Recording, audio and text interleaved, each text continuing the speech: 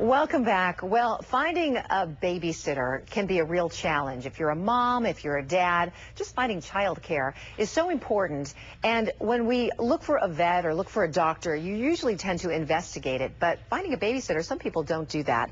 There is a group, an organization called SeekingSitters of San Diego that has advice. And joining us this morning is Janine Short. She is the owner with things that all parents should know before hiring a babysitter or nanny. Welcome. Good morning. Thank you. Thank you for having me. You're very welcome. It's really important to do your work, to do your research, because we hear the horror stories in the newspapers and on TV about what can happen when babysitters or nannies go wrong.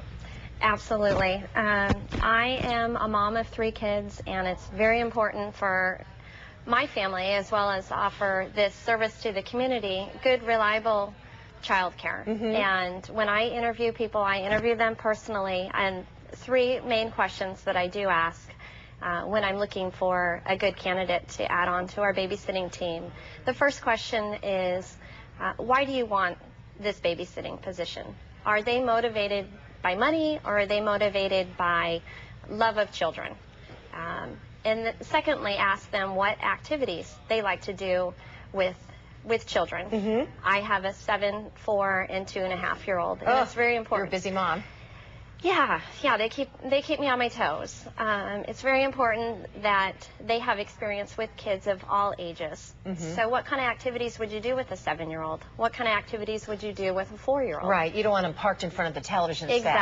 Exactly. And question number 3? And question number 3, what kind of experience do you bring to the table?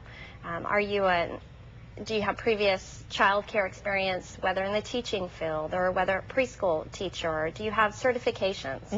I would imagine, Janine, that in this economy, there are more candidates when it comes to nannies and babysitters. There are probably a lot of people looking for work, and some maybe not for the right reasons.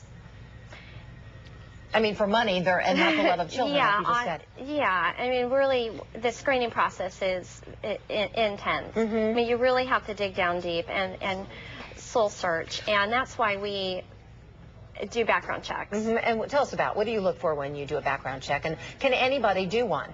Anyone can do a background check. There are 5 criteria that we look for.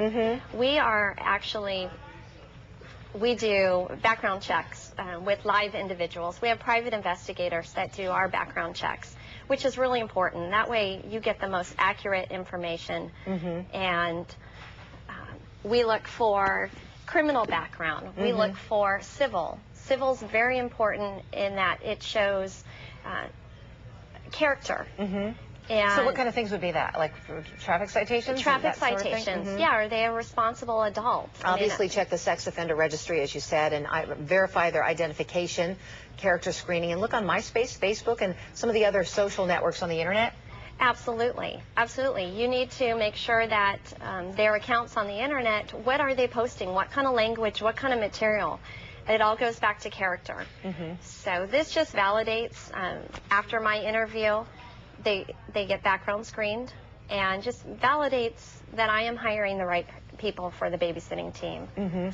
All right, well, we're going to have a link to your website on the KUSI website. It's summertime. A lot of parents need to have their kids occupied, and they're looking for a babysitter. It's SeekingSitters.com. Janine Short, thanks so much for your time this morning. Thank you for having me. Appreciate it very much.